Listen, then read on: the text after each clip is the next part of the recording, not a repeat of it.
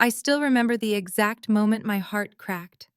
It wasn't the loud cinematic kind of heartbreak, it was quiet surgical, the kind that slices clean and deep, leaving you too stunned to even bleed. I was 31, sitting alone in my apartment on a rainy Friday evening, eating reheated pasta, when my phone lit up with a message from my uncle. No greeting, no explanation, just a video file and a single line beneath it. You deserve to know the truth. The name of the file was Dinner Muv. At first I thought it was a mistake. My uncle wasn't the sentimental type. We hadn't talked in months.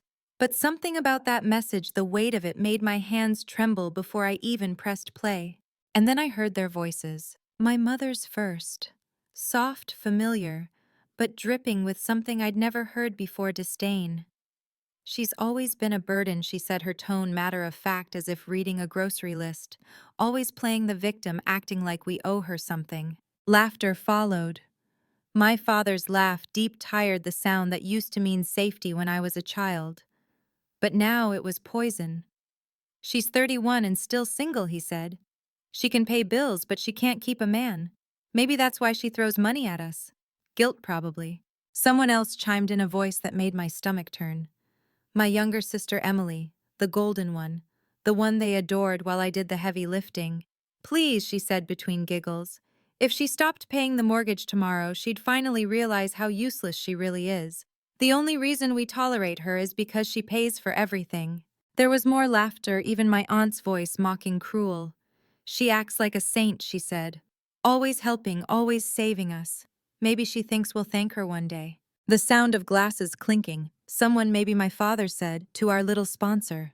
They toasted. My family toasted. To me, the worthless burden who paid their mortgage. I didn't realize I was shaking until the phone slipped from my hand and hit the floor. The video kept playing, muffled now, but I couldn't move. My mind was screaming, but my body refused to obey. The rain outside had become a roar, but it was nothing compared to the noise inside my head. I'd been paying that mortgage for 4 years. 4 long years. When my father's business went under, I offered to help. Just until you get back on your feet, I'd said. I drained my savings. I skipped vacations, delayed buying my own home. I worked weekends, burned myself out, all so they wouldn't lose the house I grew up in. And now I knew the truth. They didn't see me as a savior. They saw me as an ATM. I sat there for hours, replaying every memory, every conversation, every fake thank you that now felt like a knife pressed against my throat. The birthday dinners I'd paid for, the car repairs I'd covered, the Christmas gifts that had bought me only temporary affection, all of it built on a lie. When the video ended, I didn't cry. I just sat in silence, the kind that feels heavier than grief. And then I opened my laptop. If they thought I was a burden, I'd show them what happens when the burden stops carrying the load. The next morning, I called the bank. I'd been managing their mortgage through my personal account, a decision I now regretted, but was about to use to my advantage. I removed the automatic payments. I changed every password.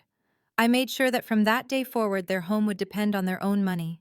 The bank representative's voice was polite, oblivious. Would you like to notify the other co-payers of the account? No, I said, let them find out the hard way. For years I'd lived by their rules, the unspoken family hierarchy, where love was conditional and gratitude expired every month like a bill. I was the responsible one, the fixer, the quiet daughter who solved problems, but was never enough to deserve respect. Not anymore. 3 weeks later, I got the first call. My mother's voice was frantic. The bank says the mortgage payment hasn't gone through. Did you forget? I almost laughed. No, I said. I didn't forget. I stopped. There was a pause. A heavy silence filled with disbelief. What do you mean you stopped? I mean, I said calmly.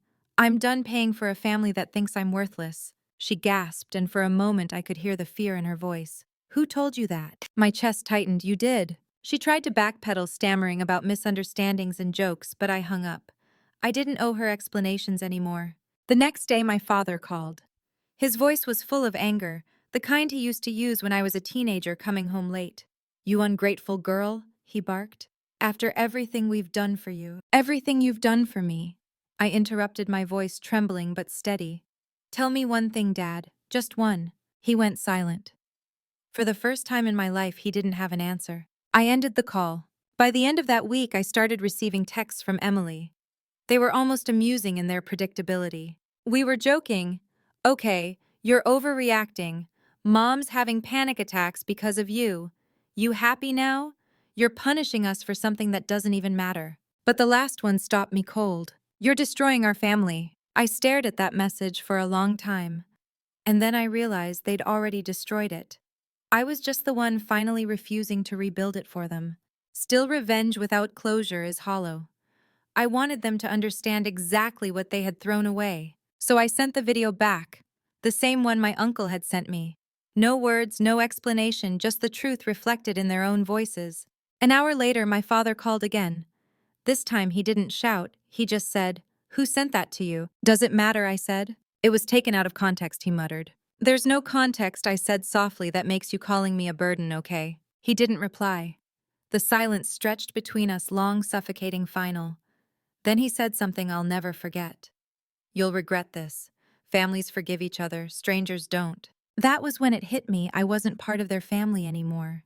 I'd been demoted to a stranger the moment they raised a glass to my humiliation. And yet, I didn't feel broken, I felt free. Still, freedom is expensive. Cutting them off meant losing not just their affection but my entire identity as the caretaker, the provider, the good daughter. For the first time, I was alone, truly alone. The days that followed were heavy. I didn't eat much. I avoided work calls. I couldn't focus on anything because their voices echoed constantly in my head. Worthless. Burden. Only reason we tolerate her. But then something unexpected happened. My uncle, the one who sent the video, called. "You did the right thing," he said. "You should know." It wasn't the first time they've done this. My heart stilled. "What do you mean?" He sighed. "They talk about you like that every time you're not there. I sent you the video because I couldn't watch it anymore. You've carried them for years, and they still treat you like trash. It's time you stop saving people who'd rather drown you than say thank you." I sat there, silent, tears rolling down my face, not from sadness, but from something else. Relief. For the first time, someone had seen the truth and said it out loud. When we hung up, I looked out the window. The rain had stopped. The city lights flickered on one by one, reflecting in the puddles like small pieces of hope. And I made a promise to myself. If they thought I was a burden, I'd show them how heavy life feels when I'm gone. Because love may forgive, but betrayal demands a reckoning. The reckoning began quietly, not with confrontation, but with absence. My silence was my weapon, and it terrified them more than any words could have. For years, I had been their fixer, the one who answered every late-night call, covered every missed payment, soothed every crisis they created. Now, when their world started shaking, they called and I didn't pick up. It started with small things. My father's truck insurance renewal lapsed. I'd been handling it for him since his bankruptcy, and he'd never learned how to manage it himself. My mother's medical coverage, tied to an auto-pay account I'd set up, stopped processing.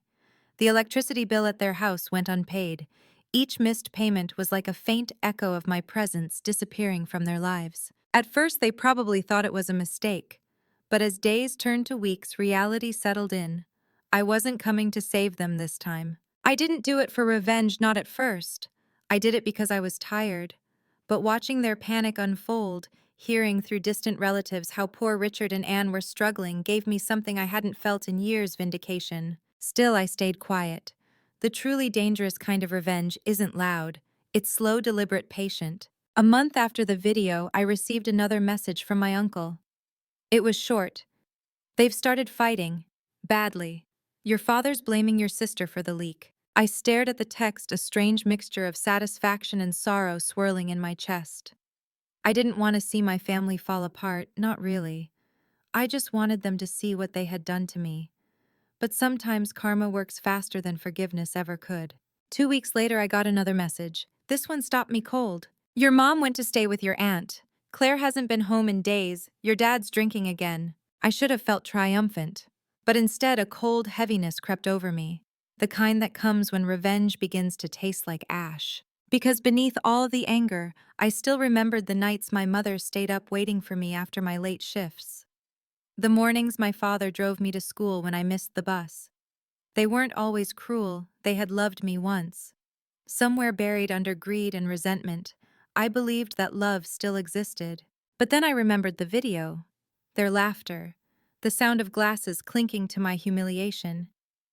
That laughter was the proof I needed. Love had an expiration date in my family. I thought I could live with that, until I saw my sister again. It was late on a Sunday evening when I ran into her at the grocery store. She looked different. Pale, thinner makeup smeared under her eyes. The golden girl had lost her shine. She froze when she saw me, a bag of overpriced organic food slipping slightly in her hands. For a long moment, neither of us spoke. The fluorescent lights buzzed overhead, harsh and unflattering. Finally, she said, "You're enjoying this, aren't you?" I didn't flinch. Enjoying what? Watching us fall apart. Watching Mom cry every night, Dad spiral. You got what you wanted. I stared at her, almost pitying her blindness. What I wanted. You mean the truth? She scoffed, her lip trembling. You think you're better than us now because you cut us off. But you're just like Dad. Cold, controlling. Her words hit me like the blade. Not because they were true, but because they were his. My father's favorite weapon, deflection. Funny, I said softly, he used to say that exact same thing. Right before I paid another one of his bills. She looked away, shame flickering briefly in her eyes. You think I don't regret it? She whispered. That dinner? What we said? It was stupid, I was drunk. We were all just honest, I finished for her. Her jaw clenched. You've always been dramatic. I almost laughed. And you've always been cruel. The difference is I've stopped pretending it's love. I walked away before she could answer. But her last words followed me down the aisle. One day you'll end up alone too. And no one will come running. Maybe she was right. Maybe solitude was the price of liberation. But at least it would be mine. That night I went home and opened the folder I'd kept hidden for years. All the financial records, transfers, and receipts proving just how much I'd done for them. I'd documented everything out of habit, but now I realized I could use it. Not to destroy them further, but to finally completely free myself. I contacted a lawyer the next morning.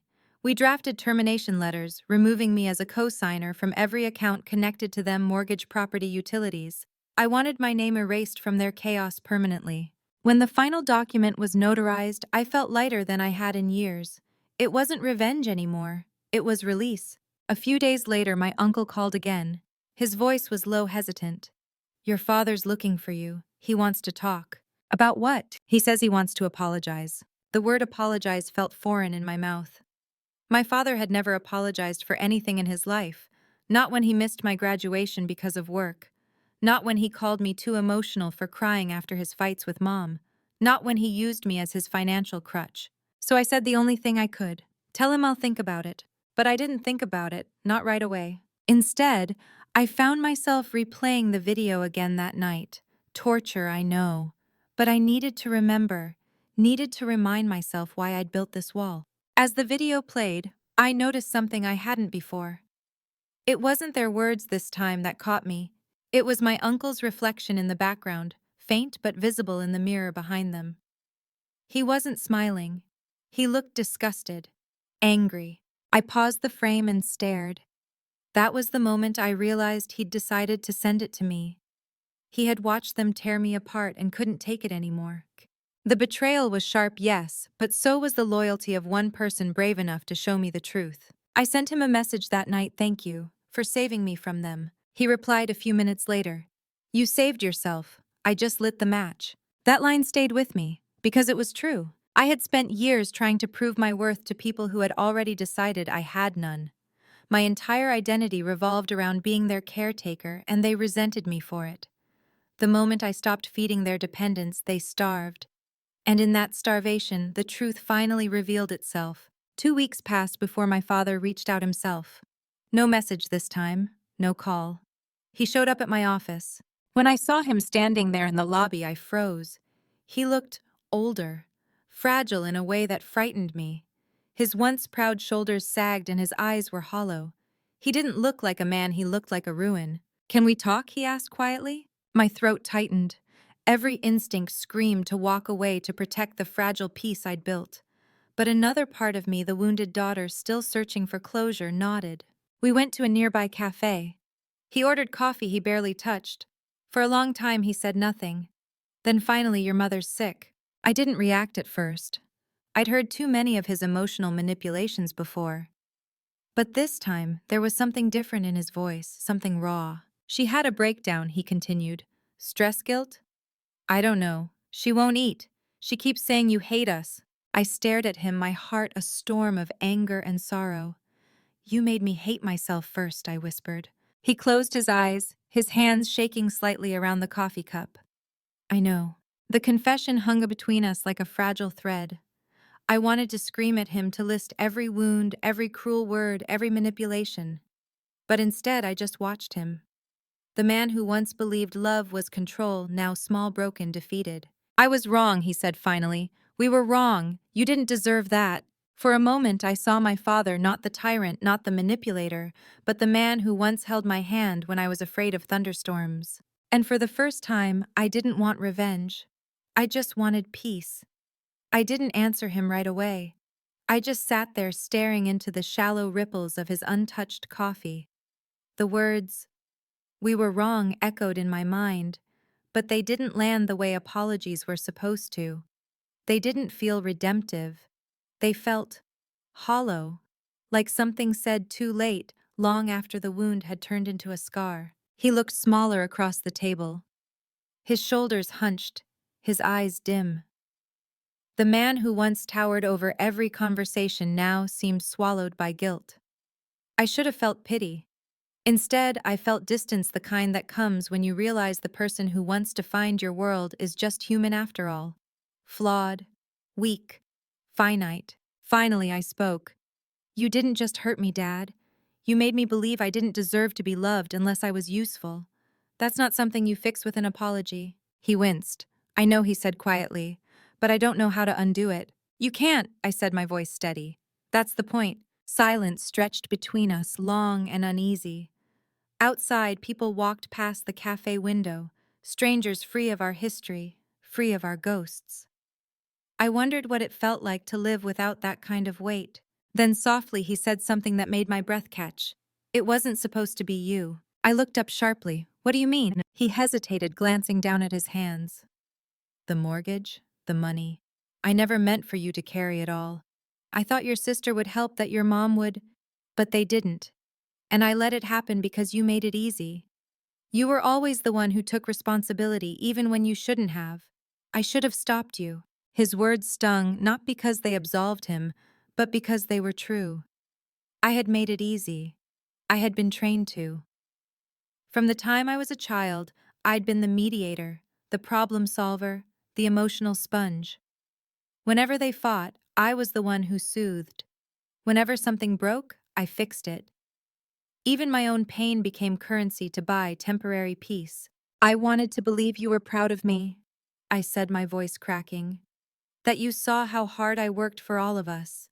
But you weren't proud, you were relieved. I was your backup plan. He opened his mouth, then closed it again.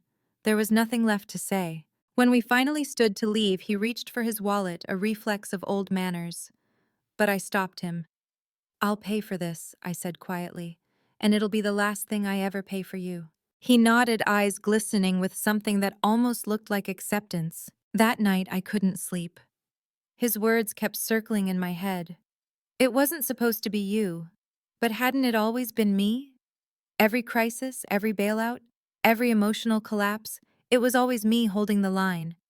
Maybe he didn't plan it, but he never stopped it. And that was almost worse. 2 days later, I decided to visit my mother. Part of me wanted closure. Part of me just needed to see her one last time before I let go completely. She looked frail when she opened the door. Her hair, once perfectly styled, was unkempt. Her voice trembled when she said my name. I didn't think you'd come. I almost didn't, I admitted. The house smelled the same lavender and lemon, the scent of my childhood, but the air was heavy. The framed photos on the wall mocked me, smiling faces, frozen lies. She led me to the kitchen and poured tea with shaking hands. Your father told me what you said, she murmured. I wanted to call, but I didn't think you'd answer. I didn't respond. She looked at me, then her eyes brimming. You were always the strong one. I told myself you could handle anything. That's how I justified letting you do so much. But I see now that strength doesn't mean it doesn't hurt. Her voice cracked on that last word, and something inside me softened just a little. Why did you let them talk about me like that? I asked the question I'd been swallowing for weeks. That night at dinner. You could have stopped them. She pressed her trembling hand to her mouth, tears spilling freely now. I was ashamed, she whispered. They were cruel, and I laughed because it was easier than defending you. I didn't want to be their next target.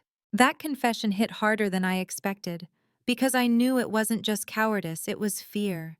The same fear that had controlled her all her life, the fear of losing approval, of being excluded from the fragile illusion of family harmony. I'm sorry, she said again, reaching for my hand. For a long moment I didn't move. Then slowly I let her fingers brush mine. Not forgiveness, just acknowledgement. We sat like that for a while, two broken women bound by silence and regret. When I left, she hugged me tightly. Please don't hate us forever, she whispered. We were wrong, but we still love you. I didn't promise her anything. Because love without respect is just habit, and I was done living on habits. As I drove away, I felt something inside me unclench. Not peace exactly, but something close to acceptance. I couldn't rewrite the past, but I could choose what came next. And what came next, I decided, would be mine alone. I stopped by the bank that afternoon and finalized the last of the account closures. My lawyer sent confirmation I was no longer tied to their debts in any legal or financial way. My signature, once printed beneath every responsibility they'd pushed on me, was gone, erased. I walked out into the sunlight, the crisp air biting my skin. For the first time, I didn't feel tethered to anyone. It was terrifying and exhilarating. That night, I cooked dinner for one. I opened a bottle of wine I'd been saving for a special occasion. This was it.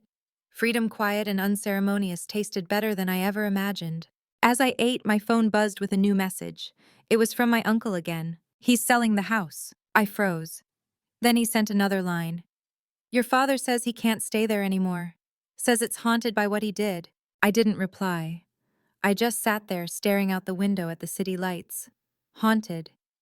Maybe that was his karma, not losing the house but being forced to live with himself. In the end, that was the cruelest kind of justice. Knowing he'd spend the rest of his life hearing the echo of his own words, worthless burden sponsor, until they became a mirror he couldn't escape. And me, I wasn't worthless. I wasn't a burden. I was the reckoning.